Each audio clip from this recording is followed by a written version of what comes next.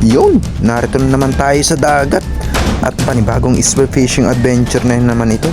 Ganito lang naman yung ating mahuhuli. Ayan no, isang malaking pugita.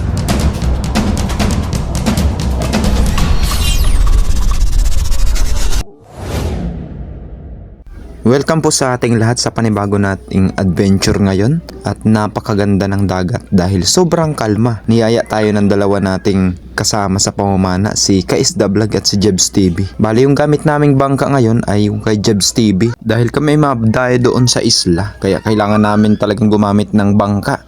Hindi pa dapat kami nasisi dito pero muli ka na si Kaisda Vlog sumisid dahil sobrang excited siguro niyang mamana.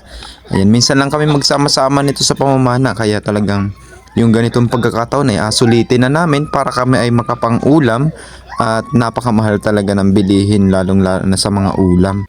Isinama pala ni Kaisda Vlog si Kimcho.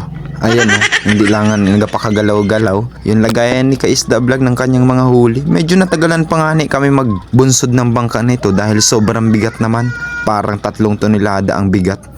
Ayan no, napakaganda ng dagat talaga. Kalmang-kalma talagang makasisid kami ng masaya nito. Sana ay marami kaming mahuli dahil hindi pa tayo naghahaponan ay mahigop muna tayo ng kaunting tubig. Dahil sila ay prepared na sa pagsisid dahil nga ni sobrang excited ay kailangan nating mag-prepare na rin para hindi tayo mahuli. Kami nga ni pala ay nagalinis muna ng salamin gamit yung tuba para hindi siya mag-fog kapag kami nasisid na. Ayan, nandito kami sa dulong buhangin at napamali pa yung aming pwesto dahil kami ay sa lumpang sa Agos. Masyadong mapagod na ito kapag ganito yung pwesto namin. Ayan, gusto pala namin magpasalamat sa patuloy na nakasubaybay sa bawat pag-upload namin ng aming mga videos kahit na sobrang tagal. Dahil nga sobrang nating busy ay inasingit-singit lamang natin yung ating pag-edit ng ating mga videos. Kahit na gustong-gusto nating mamana talaga ay wala tayong magagawa dahil sobrang dami nating nagawa. At sa una nating pagsisid ay ito yung nakita natin. Ayan no, mga budyong kung tawagin dito sa amin, yung mga turutot. Dahil masarap din itong isda na ito, hindi na natin yan apalampasin. Kailangan nating hulihin yan kasi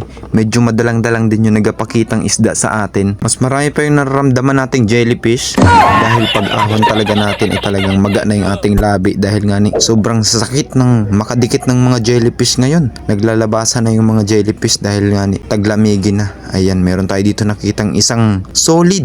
Ayan, kamaan kaya natin. Naku, hindi tinama.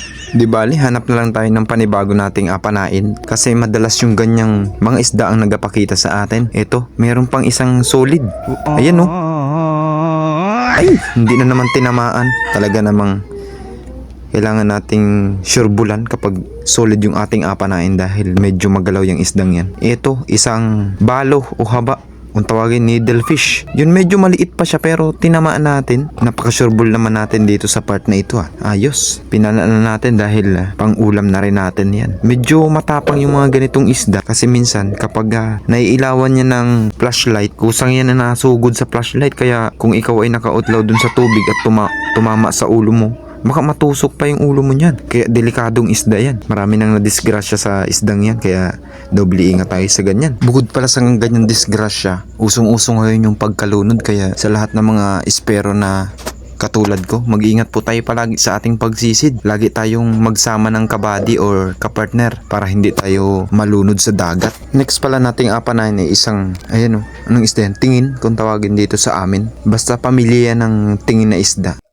Hindi na naman natin tinamaan. Bihira na nga tayo makakita ng mga isda ay hindi pa natin matamaan. Ito isang tingin na naman yung atin nakita. Ayan o, naghihintay siguro sa atin yan. Ganyan yung pinakang common na isda dito sa dulo ng sandbar. Dito sa isla na pinamamanaan namin. Maraming ganyan dito. Kaya medyo malalaki-laki naman kaya kailangan nating panain para tayo may mahuli. Next natin nakita ay isang solid na naman o dalagang bukid. Ayan o, tinamaan natin. Buti na lamang naka-steady lamang siya. Dahil kung yan ay nagalangoy-langoy, baka hindi natin yan tamaan. Kailangan natin talagang makahuli kasi para hindi naman lugi yung ating pagdayo dito sa isla. Hindi masayang yung ating pagpasyal dito. Medyo malabo-labo kasi dun sa spot na palaging pinamamanaan namin. Kaya dumayo kami dito. Yun, meron naman tayo dito nakitang isang tingin na naman. Ayan o, ito yung ibang klase na tingin na isda. Medyo matinik-tinik siya ng konti. Pero malalaki yung ganitong klase. Napakasarap din yan, lalo lalong-lalo na sa paksiw at pinirito. Meron kasi mga ilan na nagsasabi na hindi raw masarap yung mga isdang huli sa pana dahil malansa daw nga dahil ito ay napana na. Pero yun naman ay nakadepende sa nakain. Kung ikaw na maselan,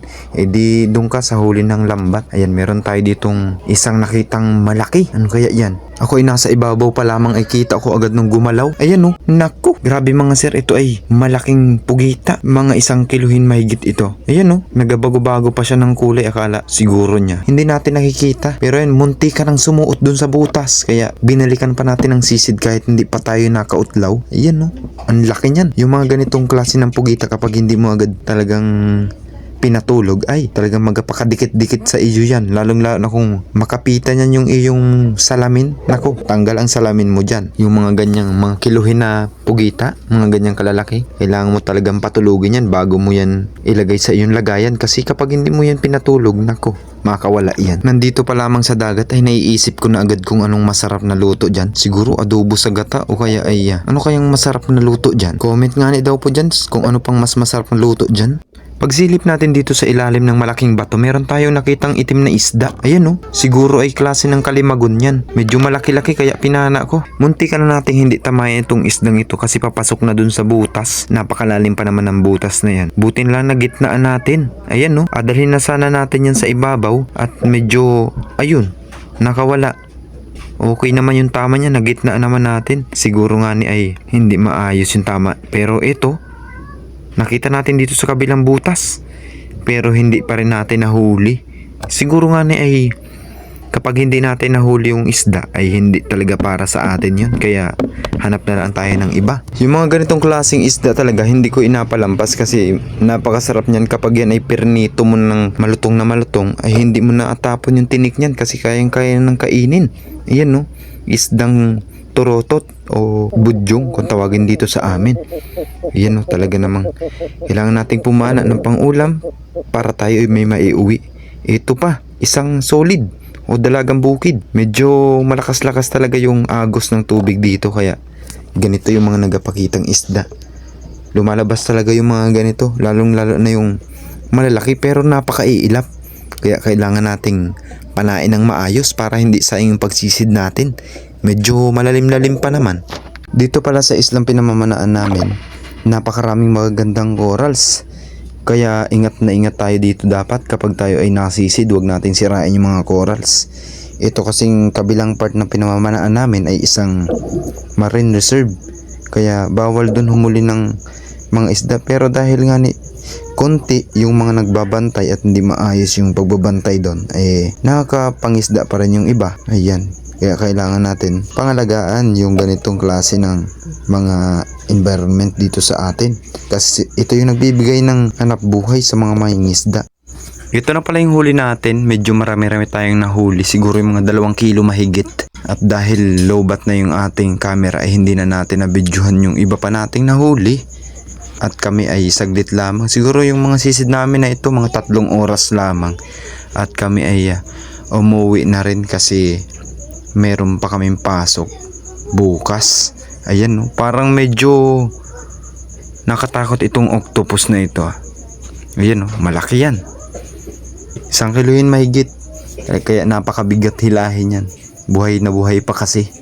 Ayan, fresh na fresh.